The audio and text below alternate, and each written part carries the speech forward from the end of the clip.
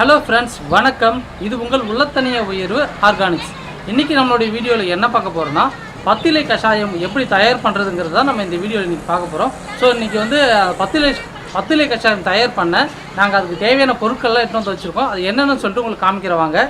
இந்த பத்திலை கஷாயத்தில் பார்த்தீங்கன்னாக்கா நாங்கள் 3 வகையான தாவரங்களை சேர்த்துக்க போகிறோம். அதில் ஒன்று வந்து பார்த்திங்கனாக்கா பால் வரக்கூடிய தாவரம் ஒன்று, இன்னொன்று வந்து உடைச்சா துர்நாற்றம் வீசக்கூடிய தாவரம் ஒன்று, இன்னொன்று வந்து ஆடு வந்து சாப்பிடாத செடிகள், அதாவது ஆடு தொடாத செடிகள் சொல்லுவாங்க. இது வந்து பார்த்தீங்கன்னாக்கா எருக்கு, பால் வரக்கூடிய செடிகள் வந்து பார்த்திங்கன்னா இது வந்து எருக்கு வச்சுருக்கோம். அடுத்து பப்பாளி இலை. பப்பாளியிலும் பார்த்தீங்கன்னாக்கா உங்களுக்கு உடைச்சா பால் வரக்கூடிய இது வந்து பப்பாளி இலை. அடுத்து வந்து பார்த்தீங்கன்னாக்கா ஆமணக்கு வந்து இது வந்து சிகப்பு ஆமணக்கு. இது நம்ம கொடுக்கறது வந்து கொஞ்சம் வீரியம் அதிகமாக இருக்கும். இதில் இந்த தண்டுகளை பார்த்தாலே உங்களுக்கு தெரியும், ரெட் கலரில் இருக்க பாருங்கள், சிகப்பு கலரில் இருக்கக்கூடிய ஆமணக்கு ஃபுல்லாகவே வந்து இதுவும் இந்த 3 வந்து பார்த்தீங்கன்னாக்கா பால் வரக்கூடிய செடிகள். ஆடு தின்னாத இலைகள் பார்த்தீங்கன்னாக்கா இது வந்து நுணா. இது வந்து பார்த்தீங்கன்னாக்கா இது பேரே வந்து பார்த்தீங்கன்னா ஆடாதோடையும் தான் சொல்லுவாங்க. இது சாப்பிடாது இந்த தடையை. அடுத்து வந்து சீத்தாப்பழம்.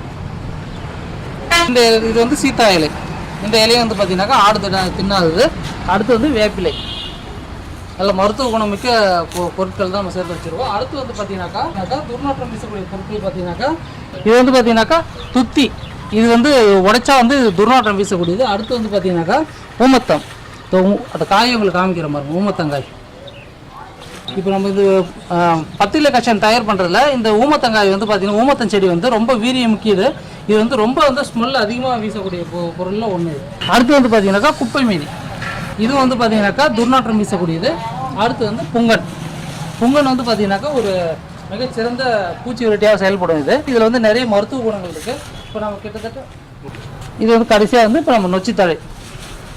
இது வந்து பார்த்தீங்கன்னாக்கா ஸ்மெல் தரக்கூடிய செடி தான். இதுவும் வந்து துர்நாற்றம் வீசக்கூடிய செடி தான். ஸோ இப்போ நம்ம வந்து பார்த்தீங்கன்னாக்கா கிட்டத்தட்ட வந்து 11 வகையான செடிகள் வச்சுருக்கோம்.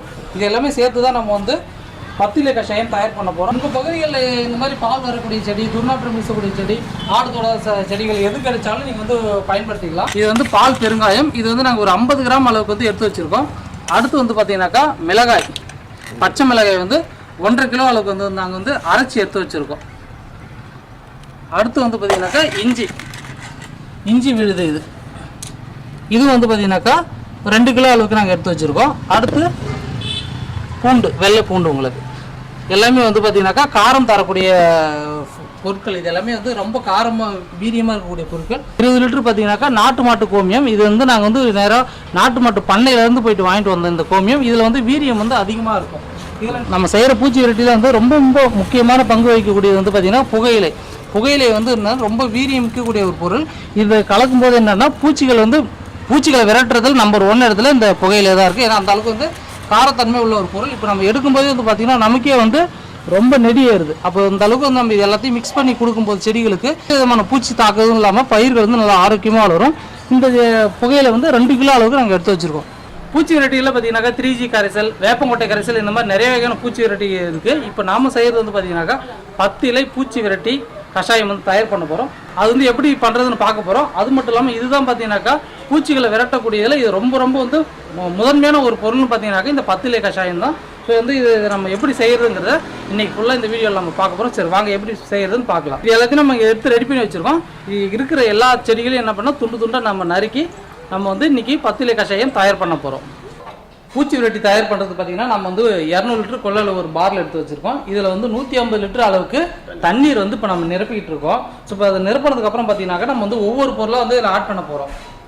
பார்த்தீங்கன்னாக்கா இப்போ நம்ம கீழே காமிச்சோன்னீங்களா அந்த எல்லா தழையும் வந்து உங்களுக்கு ஒரு சேர வெட்டி வச்சுருக்கோம் நாங்கள். இப்போ நம்மளுடைய பூச்சி விரட்டியை பொறுத்தளவுக்கு பார்த்தீங்கன்னாக்கா இப்போ இதில் பாருங்கள், உங்களுக்கு வந்து இலை இருக்கும், தண்டு இருக்கும், கொழுந்து இருக்கும். இந்த மாதிரி உங்களுக்கு இந்த பாருங்கள், இந்த தண்டில் கூட நமக்கு என்னன்னா சத்து இருக்கும். ஸோ அந்த சத்து வந்து பார்த்திங்கனாக்கா கொஞ்சம் கொஞ்சமாக கரைஞ்சிருக்கும். இது வந்து இது பாருங்கள், இது வந்து விதை இருக்குது, இதில் விதை இருக்குது. இது நான் வந்து இது அப்படியே தான் சேர்த்து போட்டிருக்கோம். ஸோ அப்படி போடும்போது என்னென்னா இந்த பூச்சி விரட்டியோடைய வீரியம் வந்து உங்களுக்கு அதிகமாக இருக்கும். நம்மளுடைய நம்ம இயற்கை விவசாயத்தை பொறுத்தளவுக்கு பூச்சியை வந்து விரட்டணும், கொல்றதுக்கான மோட்டிவ் நம்மளுது இல்லை. நம்ம வந்து பூச்சியை மட்டும் விரட்டுறதுக்காக தான் நம்ம இந்த பூச்சி விரட்டி பத்திலை கஷாயம் வந்து கிட்டத்தட்ட 11 வகையான செடிகள் வந்து சேர்த்துருக்கோம்.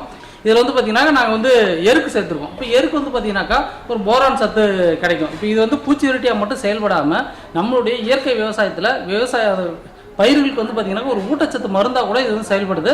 ஸோ அதனால தான் பார்த்திங்கன்னா நம்மளுடைய உள்ளத்தனை உயர்வு ஆர்கானிக்ஸ் தயார்படுறது இயற்கை இடுபொருட்களும் பார்த்திங்கனாக்கா வீரியமிக்கதாக இருக்கிறதுக்கான காரணங்கள் தான் நாங்கள் வந்து ஒவ்வொரு விஷயத்தையும் வந்து தேர்ந்தெடுத்து நேர்த்தியாக எடுத்து நாங்கள் அதை பண்ணிக்கிட்டு இருக்கோம். ஸோ அதனால தான் வந்து எங்களுடைய ப்ராடக்ட் எல்லாமே நல்ல ரிசல்ட் கொடுக்குறதா வந்து விவசாயிகள் சொல்லிகிட்டு இருக்காங்க. முதல் நம்ம சேர்க்கக்கூடிய பொருள் வந்து பார்த்திங்கனாக்கா இது வந்து பால் பெருங்காயம்.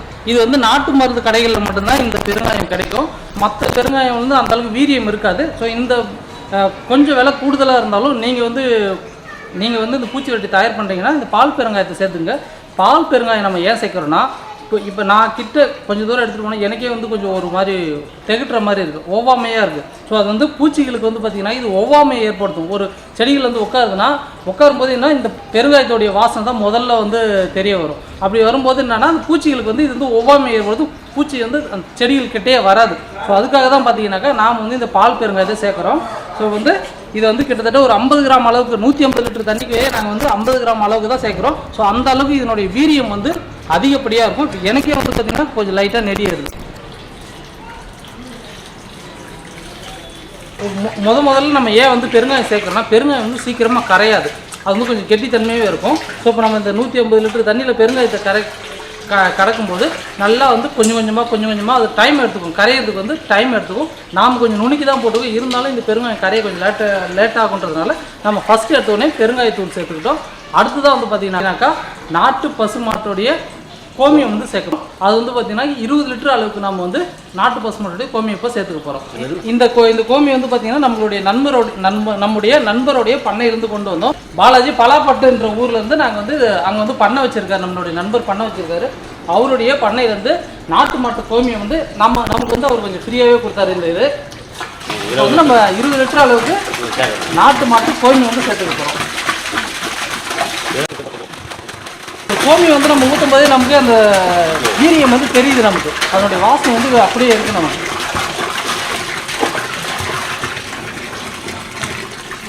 ஒவ்வொரு முறையும் நீங்கள் இந்த பொருளை சேர்த்துக்கும் போதோ ஒவ்வொரு முறையும் ஒவ்வொரு பொருளை சேர்க்கும் போதும் கொஞ்சம் கலக்கி விட்டுருங்க. ஏன்னா வந்து நம்ம தண்ணி வந்து பார்த்திங்கன்னா 150 லிட்டர் அளவுக்கு நம்ம தண்ணி சேர்த்துக்கிறோம்.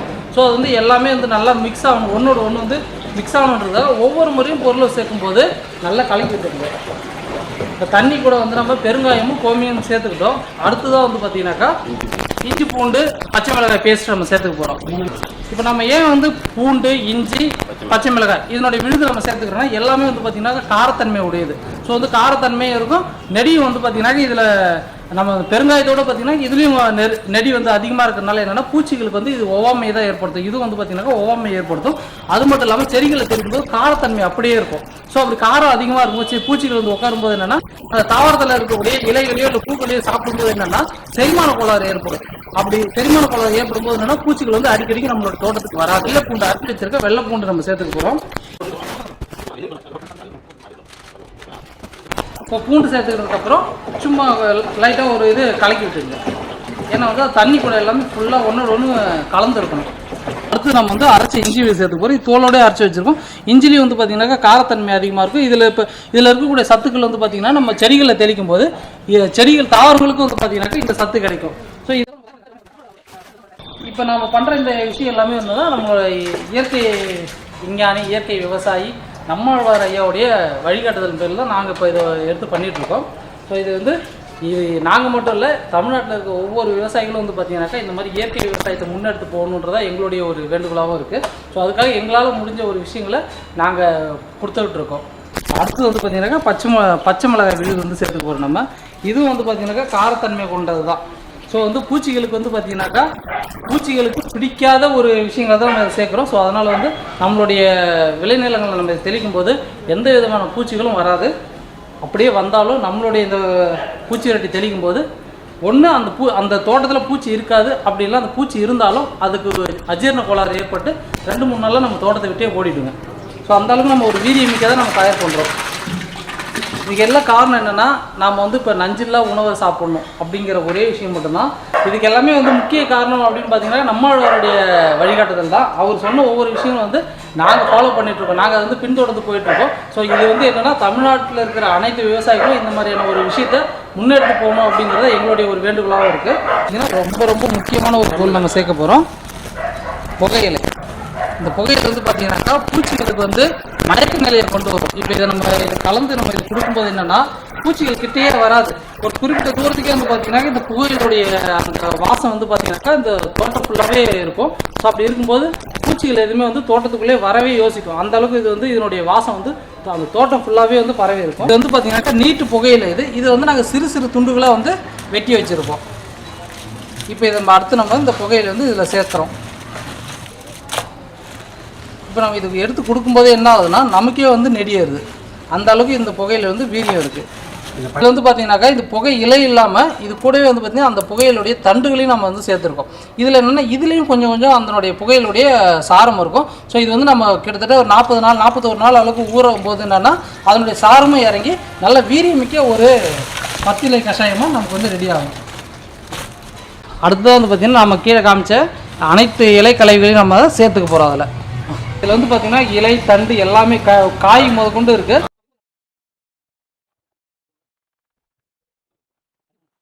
இப்போ நம்ம வந்து இதில் எல்லா இலைகளையும் வந்து மிக்ஸ் பண்ணியாச்சு. இப்போ எல்லா இலைகளையும் இதில் சேர்த்துக்கிட்டோம். இது முக்கியமான ஒரு விஷயம் என்னென்னா நம்ம வந்து இதை டெய்லியும் வந்து 2 வேளைக்கு நம்ம கிளறி விட்டுக்கிட்டே இருக்கணும். இது நம்ம மிக்ஸ் பண்ணி விட்டதுக்கப்புறம் என்ன ஆகுனாக்கா இதில் நொதித்தல் நடைபெறும்போது என்ன ஆகுனா கீழே இருக்கிற அந்த ஏர் ஃபுல்லாகவே மேலே வரும்போது என்னென்னா இலைகள் எல்லாமே மேலே வந்து நின்றும்.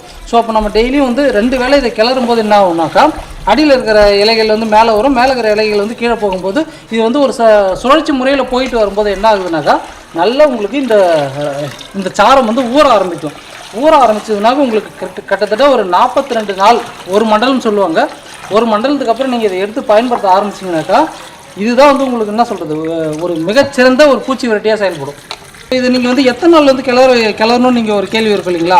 ஒரு 10 நாள் அளவுக்கு நீங்கள் இதை கிளறினாலே போதும். ஏன்னா 10 நாளுக்குள்ளே உங்களுக்கு இலை எல்லாமே வந்து நல்லா ஊற ஆரம்பிச்சுன்னா என்ன ஆகுனாக்கா அதனுடைய வெயிட்டில் வந்து கீழே இறங்க ஆரம்பிச்சு. நீங்கள் 10 நாள் தொடர்ந்து கிளறும் போது என்ன ஆகுனாக்கா இந்த இலைகள் எல்லாமே வந்து பார்த்தீங்கன்னா கீழே இறங்க ஆரம்பிச்சிடும், நல்லா ஊற ஆரம்பிச்சிடும். அதுக்கப்புறம் 10 நாளுக்கு அப்புறம் அடுத்து இருக்கிற 30 நாள் வந்து பார்த்தீங்கன்னாக்கா இந்த இலையில் இருக்கிற இந்த தண்டு எல்லாமே இப்போ வந்து நம்மளால் உடைக்கவே முடியல இல்லைங்களா? இது ஒரு 30 நாள் கழிச்சு நம்ம பார்த்தோன்னாக்கா இது வந்து இது சாரமே இருக்காது. இது வெறும் பஞ்சு மாதிரி தான் இருக்கும். அந்த அளவுக்கு இந்த சாரம் வந்து ஃபுல்லாக இதில் ஊறி இருக்கும். ஸோ அப்படி அந்த விஷயம் அதை எடுத்து நம்ம பயன்படுத்தும் போது 42 நாளுக்கு அப்புறம் நம்ம எடுத்து பயன்படுத்தும் போது அபரிவிதமான உங்களுக்கு ஒரு பூச்சி விரட்டி தயாராகிடும். இப்போ நம்மளுடைய இந்த பத்திலை கஷாயத்தில் வந்து என்ன ஒரு மகத்துவம்னு பார்த்தீங்கன்னாக்கா நம்ம வந்து மேம்படுத்தப்பட்ட பத்திலை கஷாயம் வந்து தயார் பண்ணுறோம். இவங்க நீங்களே பார்த்துருப்பீங்க. இதில் வந்து நாங்கள் கிட்டத்தட்ட வந்து 3 வகையான தாவரங்கள் சேர்த்துருக்கோம். ஒன்று வந்து பால் வரும் தாவரம், 2வது வந்து ஆடு தொடாத தாவரம், இன்னொன்று வந்து துர்நாற்றம் வீசக்கூடிய தாவரம். நம்மளுடைய இந்த பூச்சி விரட்டி வந்து பார்த்தீங்கன்னாக்கா 10 லிட்டர் தண்ணிக்கு 300 ml 500 ml வரலும் நம்ம பயன்படுத்திக்கலாம். அது செடிகளை பொறுத்து இருக்குது. காய்கறிகளாக இருந்தாக்கா நீங்கள் ஒரு 300 ml அளவுக்கு பயன்படுத்திக்கலாம். கரும்பு அந்த மாதிரியான தாவரங்களுக்கு வந்து பார்த்தீங்கன்னாக்கா நீங்கள் 500 ml வரலும் இந்த வந்து பூச்சி விரட்டி வந்து பயன்படுத்திக்கலாம். இயற்கை விவசாயம் பண்ணுற நீங்கள் வந்து என்ன பண்ணணும்னாக்கா முடிஞ்ச அளவுக்கு இயற்கை இடுபொருட்களை வந்து நாமளே தயார் பண்ண கற்றுக்கணும். அப்படி இல்லைன்னா முடிஞ்ச அளவுக்கு நம்மளே தயார் பண்ணிக்கணும். ஏன்னா இயற்கை விவசாயத்தை பொறுத்தவரை நம்ம வந்து தற்சார்பு வாழ்க்கையை தான் வாழ போகிறோம். ஸோ நம்ம வந்து இந்த விஷயத்துக்காக வந்து மற்றவங்க வந்து சார்ந்திருக்கணும்னு அவசியம் இல்லை. நம்மளுக்கு தேவையான உரங்களை நாமளே தயாரிச்சுக்கிட்டாலே போதும். சப்போஸ் தயாரிக்க முடியல, என்னால் அந்த அளவுக்கு எனக்கு வந்து நேரம் இல்லை அப்படின்ற காரணத்தினால மட்டும்தான் நீங்கள் வந்து வெளியில் போய் வாங்கணும். ஸோ அந்த அளவுக்கு அப்படி வாங்கணும்னா நீங்கள் எங்ககிட்ட வாங்கிக்கலாம். நாங்கள் வந்து தரமான மேம்படுத்தப்பட்ட மீன் அமிலம், பூச்சி விரட்டி, பஞ்சகாவை எல்லாமே தயார் பண்ணி கொடுத்துட்ருக்கோம். தமிழகம் முழுவதும் வந்து நாங்கள் கொடுத்துட்ருக்கோம். ஸோ உங்களுக்கு இந்த பூச்சி விரட்டியாக இருந்தாலும் மீன் அமிலமாக இருந்தாலும் கரைசல் எதுவானாலும் கீழே இருக்கிற இந்த நம்பருக்கு கால் பண்ணுங்கள். கண்டிப்பாக உங்களுக்கு எங்கே இருந்தாலும் நாங்கள் அனுப்பி வைக்கிறோம். உங்களுடைய உள்ளத்தினை உயர்வு ஆர்கானிக்ஸில் உங்களுக்கு வேண்டிய அனைத்து வகையான இயற்கை இடுபொருட்களும் கிடைக்கும். நம்மக்கிட்டே தொடர்ந்து நீங்கள் வாங்கிக்கலாம். இந்த வீடியோ உங்களுக்கு பிடிச்சிருந்ததுன்னா லைக் பண்ணுங்கள், ஷேர் பண்ணுங்கள், கமெண்ட் பண்ணுங்கள். மறக்காமல் உள்ளத்தனை உயர் சேனலை சப்ஸ்கிரைப் பண்ணுங்கள். கூடவே பெல் ஐக்கானை ப்ரெஸ் பண்ணிக்கோங்க. நன்றி.